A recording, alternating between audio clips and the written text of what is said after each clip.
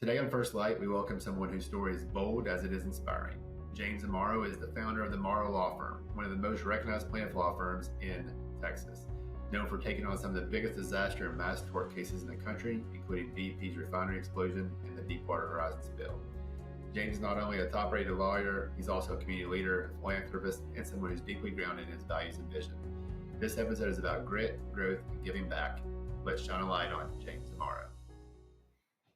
James, I want to thank you for joining me today on First Light and be able to get to know you. I followed your story, and you have so many things that have happened to entrepreneurs. So I thought, who better to be on this podcast? So, if you could, for those who may not know you that are listening, kind of give us who you are and what you do, where you practice.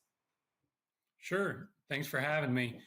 James Amaro, Houston, Texas. I own the Amaro Law Firm based in Houston. We have offices across the state. We do personal injury, wrongful death cases, trucking cases, brain injury cases, work injury cases, those type of things. And we handle cases, some of the more catastrophic ones nationwide, but our primary focus is here in Texas, especially Houston area. And started the firm on Cinco de Mayo, May 5th, 2005. I, put in my walk-in papers and walked out the door that day to start this journey. And here I am 20 years later, 20 and a half almost. And it just seems like yesterday that I was working out of my townhouse with a Vonage phone and one phone line and one fax line that was $26 a month. Well, I know from listening to your story that you had the highs and had the lows. How many people do you currently have now working for you? We have close to 100 employees now. And what I guess I could say our model is like we've brought the corporate world to personal injury, and we run our firm like a corporation that provides personal injury services.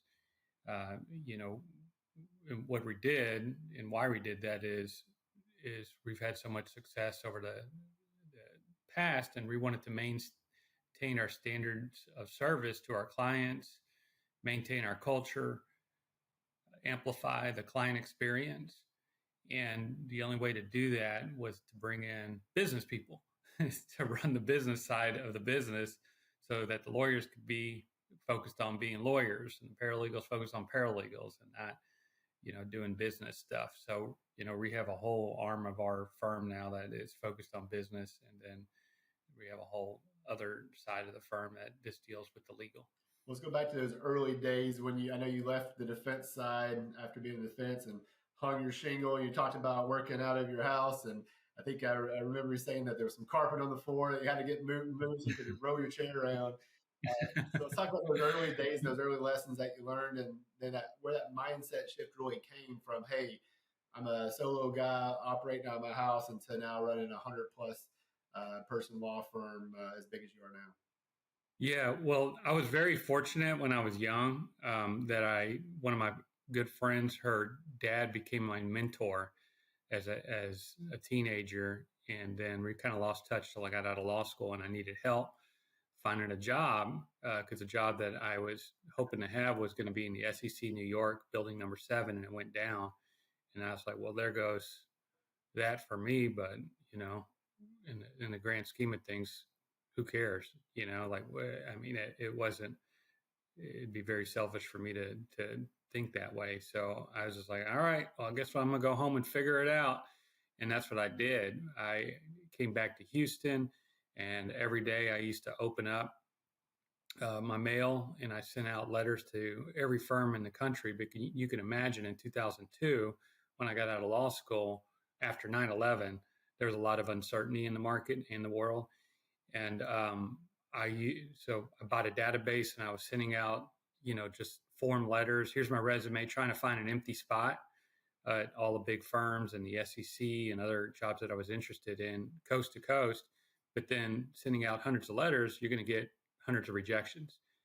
And every day was like the most miserable experience of going and opening the mailbox and just getting a stack of rejection letters. I got so many rejection letters that I made a binder and I put them in alphabetical order. And I still have that binder in my office today. So I pull it out when somebody needs a war story and they're just talking about rejection and all this. I mean, you want to see rejection? How about this? Saddled with $150,000 in student loans and a law degree, not a law license yet because you got to sit for the bar, and getting these rejection letters every single day. I mean, there's more firms that rejected me than considered me. I'll say that. Like the rejection letters, I mean, I had to get a bigger binder. Okay, that's how many there are. And it's crazy to look at these from 2002 today. Like every now and then I'll pull it open and I'll look, I've gotten rejected from, greats like Mark Lanier, Dick DeGuerin was another one. I was like, I didn't even know I applied there, Sussman Godfrey, every big firm, ivory tower firm, coast to coast. So, that's hard. And here's an interesting thing I didn't share on Michael's podcast, but this story came up recently. I was during that time, that's about an 8-month period. And what I was hearing from these firms was, you don't have a law degree. You're from Wisconsin.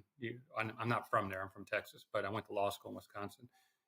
You don't know any Texas civil procedure, any of the rules, and I even interned for a federal judge. So I had a pretty pedigreed,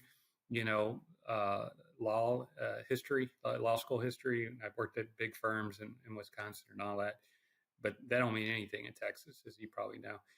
And I know that now when I'm hiring lawyers. It's like, okay, Iowa, what do you got? And so as I was waiting, I was like, okay, I'm not going to get a job until after I get the bar, I get licensed, and man, I hope I freaking passed, right? Because I took it 2 months after I got out of law school in Wisconsin, and had to wait till November. So there was a lot of time. Like I had a lot of free time on my hands and not a lot of money, but fortunately credit cards. So I spent my time going out at night and trying to forget about all the rejection letters, drinking too much, all of that, eating like crap, playing video games, and just opening rejection letters every day. That was what 8 months of my life looked like. And I don't know why I've always been a book nerd, a library guy. Like I used to hang out in the libraries because they were air conditioning and they were bigger to my house, and and I could go learn stuff. We didn't have the internet, in the early 90s. So I go figure things out, in the library. And so I went to a bookstore, and I don't know why, out of all the books I picked up, and I didn't have any money, mind you, was 7 Habits book by Stephen Covey. And I started reading it, and I read that book almost cover to cover. I remember having it around Thanksgiving at my grandmother's house, and my cousins making fun of me that I was carrying around this book and I didn't have a job. I was like, I got some interviews. I was only maybe 24, 25 years old at this time. And so fast forward a few weeks, I'm in an interview, and at the end, I'm just crapping it. I'm just doing an awful job in this interview, by the way. None of these were my dream jobs. It was just like, you got to take the first job you get, man. You just got to take the first job you get. That's it. That's the deal. And so I'm doing this interview and the managing partner and another partner, like they're just like this is a waste of time. This kid has good grades, went to a good law school, but he's just, where's he at? So one of the partners asked, read any good books? And I was like, yeah, actually I'm reading one right now. And he's like, what's it called? And I said, the 7 Habits book. He goes, Steve Covey. I go, yeah, that's the guy. I didn't know who he was at the time. And then he started asking me questions about the book, and I had answers. I guess he was quizzing me, looking back. And I ended up getting that job. So, it's interesting, to think back about that, because that book, if I hadn't picked it up, I wouldn't have got that first job. Right. And if I didn't get that first job, I wanted to start at my firm. I wanted to learn what I needed to be successful in starting my firm.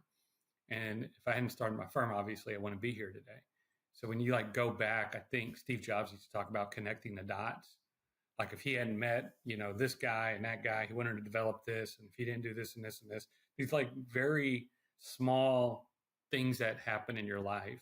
And you think like it's happening to you. That Tony Robbins says it's happening for you. It might be awful, but it like life happens for you. And so when I look back to that, me picking up that book, I mean, it wasn't like it was like glowing in the bookstore, like with an aura and the clouds parted or anything, it was, I don't know why that book spoke to me, but I wanted to pick it up and buy it with money I didn't have and read it. And it got me my first job. And I wouldn't be here if I hadn't picked up that book. So you just never know. Yeah, let's talk about another one of those challenging moments, because a lot of business owners, whether they're law firm owners or just other businesses, go through it where you're faced with that financial crunch. Or am I going to be able to grow this thing and keep growing, or am I going out of business tomorrow? And so I know you faced a moment like that in your career, and I know to me that was a very powerful and inspiring story of what you did and how you got through it. So can you talk about that? Sure. Like, so fast forward, I start the firm. I almost have immediate success. My first case settled for $1.4 million. My second case was in the high 700s, and then I had a bunch of other $1 million cases right out the gate. And so I was like, wow, I should have done this a long time ago, right? Like, what was I doing? I was wasting my time. And like, this is so easy. And so easy come, easy go, right? And all of a sudden, it was like I couldn't sign a great case to save my life, right? Like the phones just stopped ringing. It just stopped. This is about 7 years after success. Like it kept getting bigger and bigger, right? We started trying a ton of cases. I was winning all my trials. I lost some, but usually I had a lot of confidence, and I'd come in. I was like, man, this trial stuff's easy. I don't know why anybody can't beat this guy. He's tried 300 cases. Doesn't look like too impressive to me, right? But I had like unconscious competence. And what I've always had is I've just always been authentic. I just am who I am, and I'm comfortable being who I am, and I got self-awareness. But I didn't know why I was winning trials, because I hadn't lost enough of them. And I hadn't seen other trials. I hadn't seen other attorneys. I hadn't been trained by anybody. The mentor I had, he was from the business world. He wasn't from the trial world. He knew a lot of lawyers, and that's why I reached out to him when I got out of law school, because I was like, do you know any lawyers? I need a job, right? And he tried to connect me with someone that didn't work out. But we had all that success from 2005, a bunch of big settlements. I got bored, started handling cases myself. I handled a car wreck case for a friend's ex-girlfriend, and I got her 6 figures. And she had what's called a compression fracture. Like basically she was in the back seat of a truck, and the bozo driving it was hitting speed bumps, trying to make everybody laugh after they left the bar. And she's in the back, and she gets flown into the air and hits her head on the ceiling of the truck, inside the truck, and she gets a compression fracture in her spine, and she's in a turtle brace for 3 months.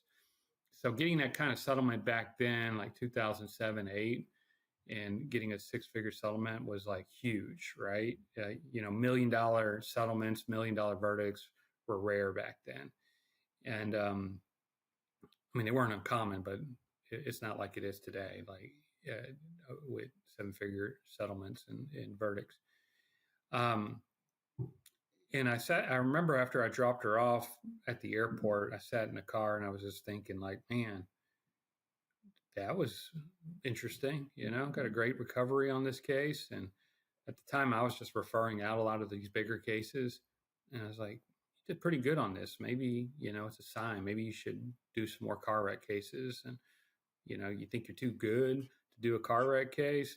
Like you only do $1 million cases. Come on, you could learn something here. So I constantly have internal dialogue like that, talk to myself. And so I was like, all right, man, let's do it.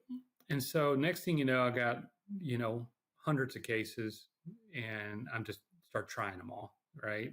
I'm what we call dog crap cases, like really challenging cases. You got clients that are high and failed to yield right away, and get in a wreck with somebody who ran a stop sign at the same time, like these really, really hard cases. Didn't go to any medical treatment for 6 months, that kind of stuff. So I started trying those cases, and I thought to myself, well, if I can win this case, I can win any case, right? So, and a lot of it's hard to train your young attorneys. Like, I'm like, these walls, these buildings, your salary was built with really challenging cases. None of this exists. None of it exists if I didn't win those cases. You understand? I go, so be challenged. Step up to the plate. What's the worst you can do? Lose a case that you already think you're going to lose? I mean, just do it. Go for it. Learn something, because you're going to learn from your losses.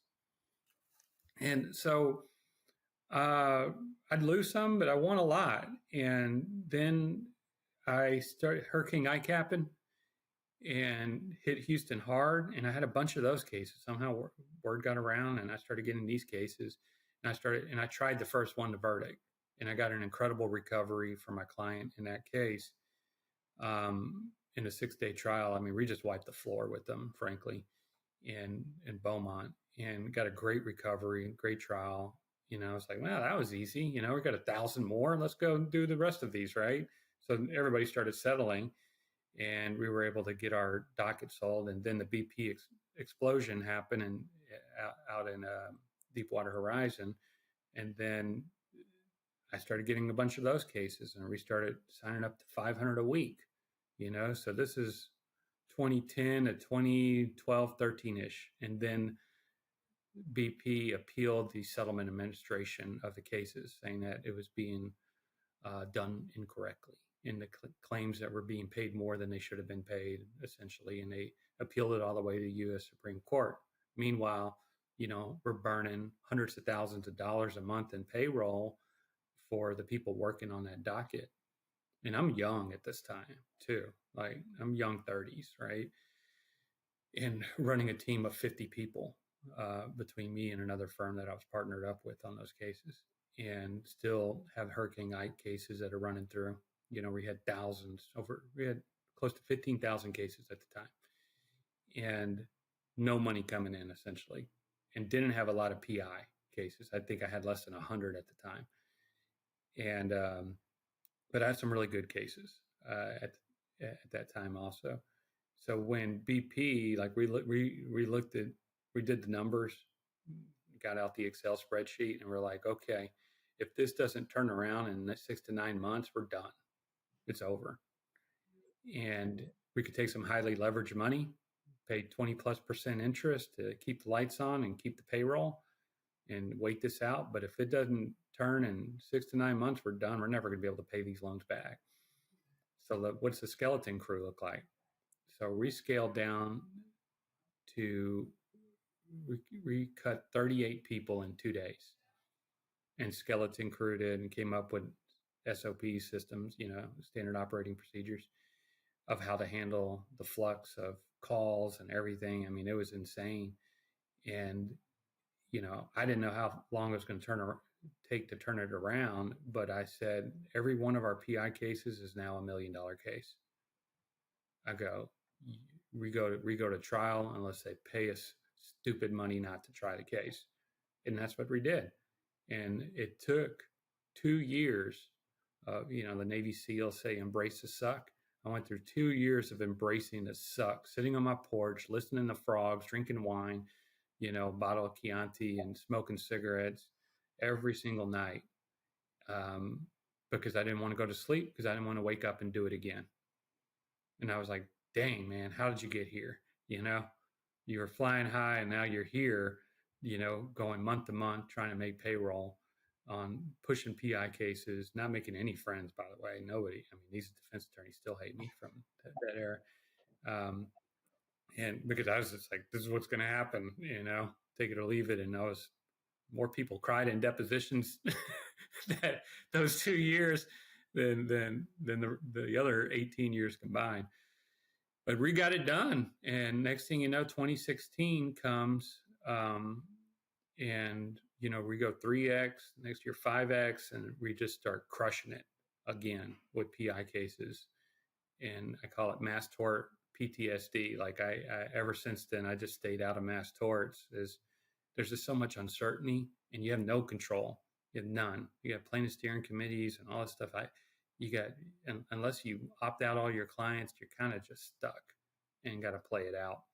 And it took 10 years to clean out that BP docket. 10 years. I ended up having to write a check for cost on some of the cases, but I was happily like, are we done? Okay, let me write this check. Like, what else do we got? Re out. Okay, let's close out, and it was over. So what was the biggest lessons that you learned through that challenge there of coming close to the end and then now scaling back up? What are the big takeaways? There's winners and losers, right? Not only in trial, but in business too. And what separates the winners and losers is like when you face that obstruction, when you face that challenge, you go into it and it's going to be worse than you thought, and you got a decision to stop, give up, turn around, or just keep pushing through. You just got to keep putting one step in front. And that's what separates is the people that, despite it being harder than they actually planned and expected and taking longer than they thought it would, you just keep going and don't stop. I can remember when the realization that, oh my God, I'm in deep doo-doo right now, and I don't have the capital to get me out. There's not an easy way out. You're like, oh, what if I do this? What if I do that? We were in what I always use this analogy. I was in quicksand and I couldn't move, right? And nobody was coming to save me. And not only was I just in quicksand, but I was in an ocean of quicksand with just a horizon of quicksand. Like there was no direction. There goes the coast. I'm going to start going that way. This is what I'm going to do. There was no light at the end of this tunnel. Right. And but I told my sister, I was like, well, because she was like one of the last employees I had, I was like, and she was one of the first too. I go, well, I don't see it, man. I go, I usually see it. I go, I don't even know if I'm scared. I go, because it's just how can you be scared if you're like, dying, right? You're drowning. You're fighting for your life at this point. And so I just said, I'm just going to pick a direction and go. That's all we can do. And that's what we did. And I picked a direction. Every case is $1 million case, and let's go. And then maybe I'm right 10% of the time. Who cares? But we're going to get out of this. We just got to keep going. And I made it out. I didn't default on any of my loans. The banks called after they saw my financials, they called my credit lines. I had to figure out how to pay that stuff off. That was like a kick in the back, while I was down. And it just, like I said, it just got worse and worse, and things I didn't expect. And it's funny because that bank has reached out to me and they want to get my business back. There's a banker over there that moved from another bank.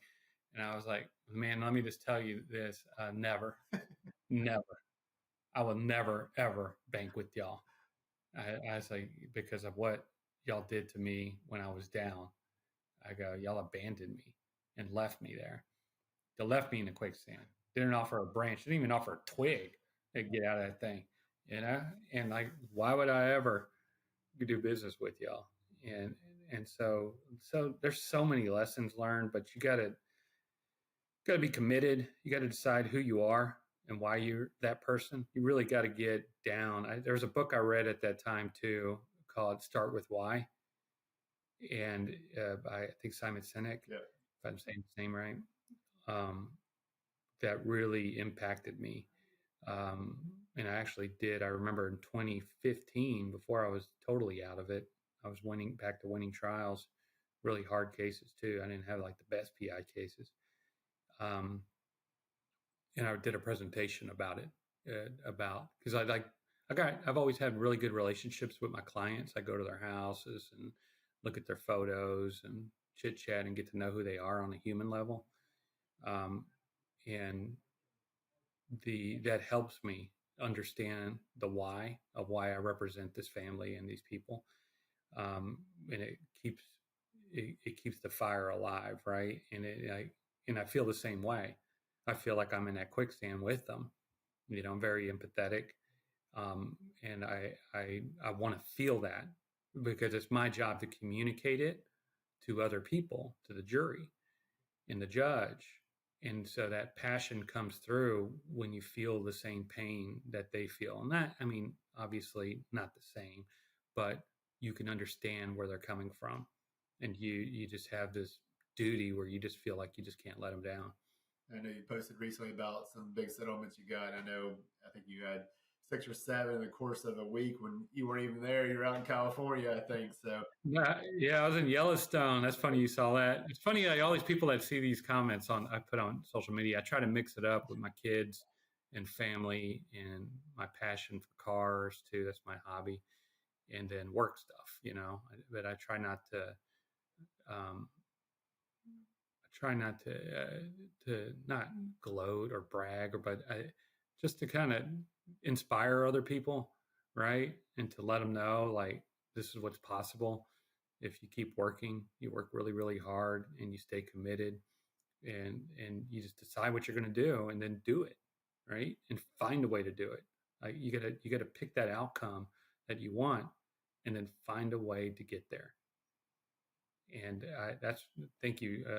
Yeah, but we had a crazy month. I was in Yellowstone, and what I call those settlements came as a result of what I call $1 million depositions. I came up with this a couple of years ago from depositions. You walk out and you're like, whoa, that went good, crushed it. It's like, man, and we're very like military in the way we handle our cases. We have debriefing and takeaways, like after mediations and depositions and trials.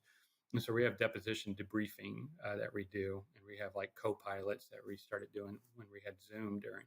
This is the way I would train my attorneys is we would do a co-pilot with takeaways, and the co-pilot's in charge of doing the takeaway form. So it keeps them engaged and keeps them listening. And then, we have an outline that we put together, template that we use, the rules of our case, and then how is this foreseeable, and what kind of person are we deposing? Are they an assimilator? Are they an accommodator? Are they going to be argumentative? Some stuff I got from Chris Voss in his book, because you got depositions are real interesting. I hated them in the very beginning. I would pay other people to do the depositions, and then my lead trial guy that did all these trials with me, he decided to move to New Zealand and left me doing everything.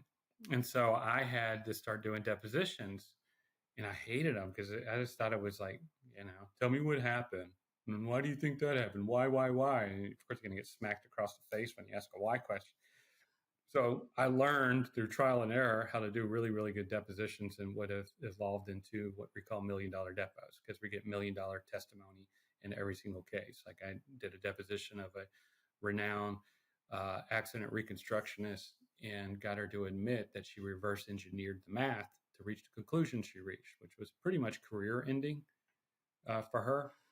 The most they said they would pay in that case was $5 million ever, like on a good day. And we got more than double that after that deposition. And so, we say $1 million depots because that's how much the needle moves after we do these depots. So I would say we do more preparation for some of these depots than we do for some of our trials, and which, for your listeners that are trial lawyers out there, I'll tell you this, I get more nervous for depositions than I do for trial, because that's it. Once it's done, that testimony is on paper, it's on video, it's over, right? And then it's locked in, and you use that in trial. So everything before trial is all preparation. And when you get done, it's done. Like the ingredients are on the table, right? Make your cake. Like that's it. Yeah. Well, let's talk about the kind of to get through all that, to be able to try those cases, prepare for trial. It takes a lot of discipline to go take those depots. And likewise, growing a business takes so much discipline. So what are the things that you do to keep yourself grounded, to keep yourself healthy, to keep yourself able to go fight those battles every day? Don't forget what it's about, and my mentor, going back to him, the one thing he was banging in my head as a young man was to be used and useful. And I was like, what do you mean be used and useful? I paid my dues. I'm 150 grand in debt. Pay me. I deserve it. Right. He's like, you nitwit, listen to me. You have no value unless you can be used and useful to others. And it took me a long time, to process that. And now it's our number one core value of the firm. So that's you got to be grounded in your values and what you really believe. Like you got to really think about your values and go back to your values, because like what even people on your team, like your values will bring you together with people on your team. They got to have aligned values. How, where did you kind of get your values from? What defines you and makes you those value bases for you? Life, just my life experiences and my values and what I think's what matters. But it goes down to be used and useful to others. We have other values like clarity's kindness and ethos before egos. Egos are very big in this business, as you know, and you got to put your ethos before your ego all the time. There's a point in my history where we got our logo on our building. We have this 150,000 square foot building in Houston, right off the freeway, and I was told, "Hey, this looks a lot bigger in person than we thought it was going to look." And I'm just warning you when you come to the office. I was out of town and I drove up and I felt a pit in my stomach as I drove up to the building. I was like, "Oh my God, oh my God, the whole world can see this. This is gigantic. It didn't look like that in the photos, you know?" It's like, and at that point I realized, like, dude, this firm is way bigger than you, man. I'm just another employee. I'm the founder, but it's grown so much that it's bigger to me. And I realized, like, well, good thing, an ego can be a ceiling to a business and your own self-development. If you think you know everything, you're not going to learn anything. Right? What do you think the biggest difference was from the first go around, the first kind of try until we had to kind of reduce and then go back and build again? What was the biggest difference that allowed you to? Oh, man. My dad brings that up all the time to me because I remember one case I thought I was back, a big case, oil and gas.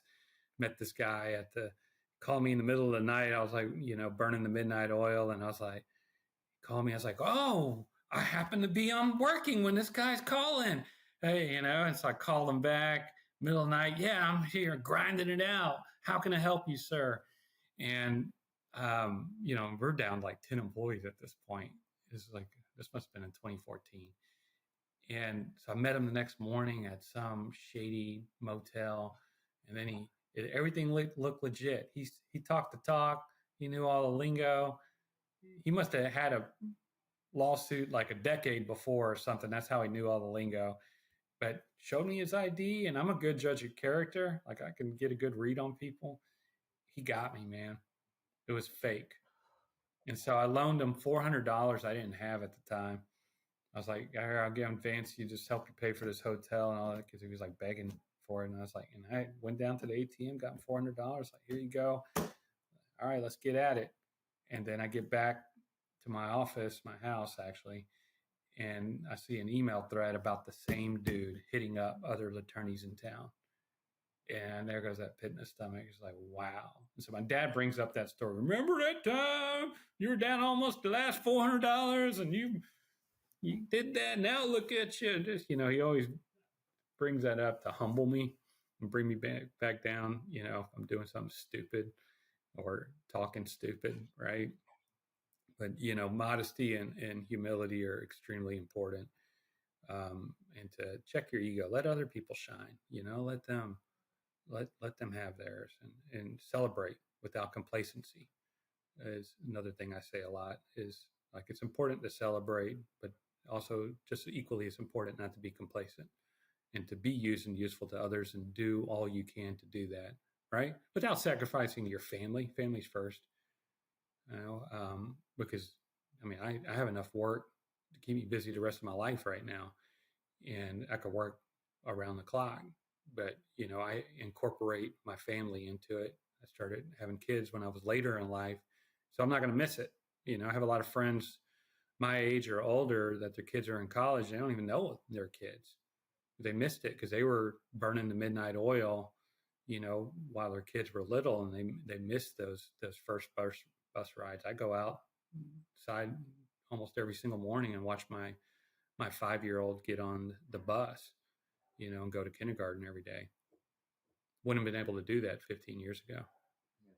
Well, and I know you have one that's like an upcoming tennis star, right? You're posting about. Yeah, she's amazing. Check it out. If for anything else, go watch my daughter play tennis. Like I'm the worst videographer. Like, cause like I'm one of these guys. I don't know where I heard this before, but like when people are like watching stuff with their phones and they're filming it, but they're looking at their phones. They're not looking at the life happening right in front of them. And so I don't know when that stuck in my head, but I do that now. I don't look at my phone on purpose because I want to see it with my own eyes what's happening. And so when I'm filming, I'm holding the camera down like this, and it's the worst camera work. Like all my family was like, "Fire the camera, man! Good Lord, I think I got vertigo from watching these stupid videos." I was like, "Well, you just pause it, right? You can see that there's some good clips in there, but." I love watching her play tennis. I don't know anything about tennis. I don't know how to play tennis, and she happens to have a talent, and so I'm gonna let her enjoy it. Like they already want to move her up to orange ball or something like that. I don't even know what it is, and she's 5 years old, and she reinvested in private lessons for her, and she loves it. She is. I'm competitive. She's ultra competitive.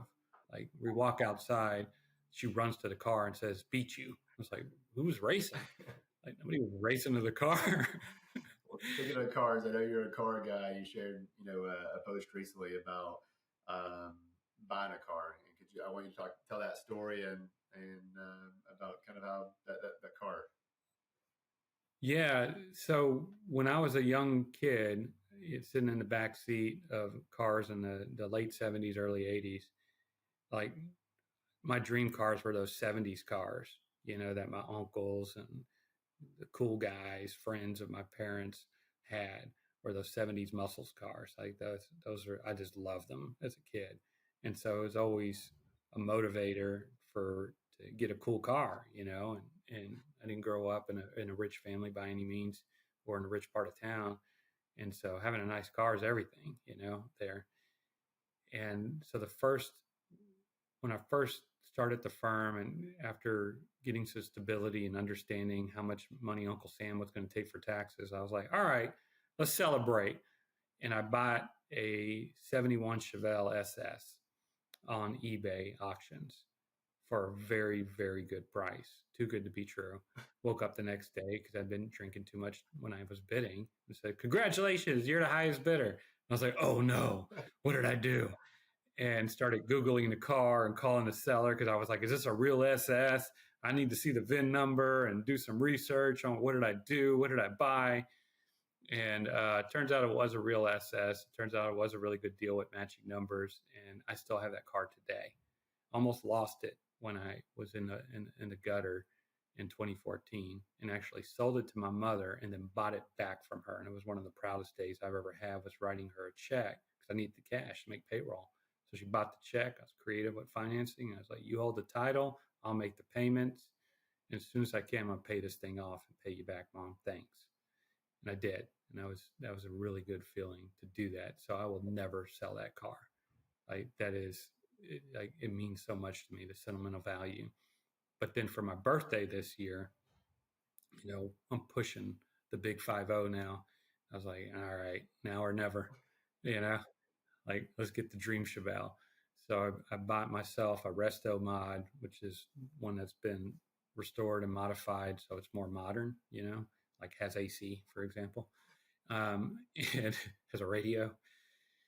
And I got myself a 1970 Chevelle. It's a Malibu body, but it has what's called an LS swap. It has an LSA engine in it, which is supercharged, 685 horsepower, and it's just insane. I drove it around the block. I got nervous. I was like, I don't even know what kind of gas to put in this thing. I got to get my mechanic to look at this before I mess it up, right? Because I'm not familiar with Resto Mods. It's my first one. Most of the cars I have are barn finders that I restore. I want to bring them back to life. and because people just forget about these cars, and if you find the right deal like the one I found way back when, the yellow one, um, I got like 6x value on that now, from what I spent on it, and it's a beautiful car. I love it. Well, I want to thank you, and encourage you to keep posting, because I know that your stories inspired me and my journey. I'm a little behind you and 6 years down the path instead of 20, but working hard. And so I appreciate you sharing your story. I appreciate you appearing on First Light today to share your story with the listeners. And thank you for all that you do. Thank you, Chris. And I'll tell you this: it doesn't have to take that long, right? It if people can learn from other people, I stand on someone's shoulders. I mean, and I am a mi casa su casa thing. There's things that I have learned, and I learned them all the hard way. It doesn't have to be that way, though, with the resources out there and the community out there. So thank you for having me. Thank you very much. Really appreciate this. I appreciate it, James. Thank you very much, James. Have a good one, and I look forward to catching up with you. You too. Thank you, Chris. Yeah, I'll tell you real quick. So we were up against it like March, April. Grew really fast, and so we had to make a reduction in force. Not I think we around 8 or 9 people. We had 80. So, but a lot of mid-level management, a lot of the people that just weren't moving the needle anyways, and had to really focus on production and just kind of get back into things. So fortunately turned the corner and had our biggest month this past month. But there was a point there, kind of same thing. I'm looking at the bank account going, we might got 8 months, we might got 6 to 8 months.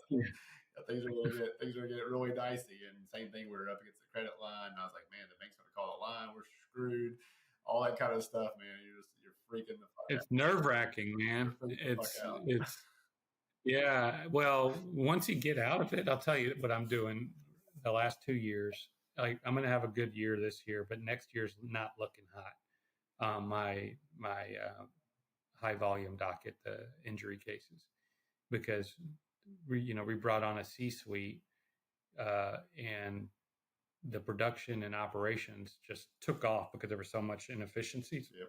There are so many easy problems, low-hanging fruit to fix, cleaned out inventory and moved stuff, and faster than marketing could keep up. So now at the end of this year, starting next year, we're going to have for historical purposes, less inventory January 1st than we have the last 2 years, because we became more efficient. We're just moving it faster. And so like I got a meeting with my COO, and well, the problem is like, okay, well, so that department's going to make less money next year. Like, that's a problem. Like, we got to get some more cases in. And if you're familiar with PPC and Google right now, it is extremely competitive. Texas and the price has gone up. It's gone up like 50% in a year on our cost per acquisition.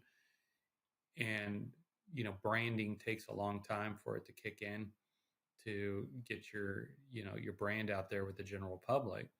I mean, with lawyers and law firms, it's much easier. I mean, we have a pretty strong brand presence in the legal community, but not with John Public or Joe Public.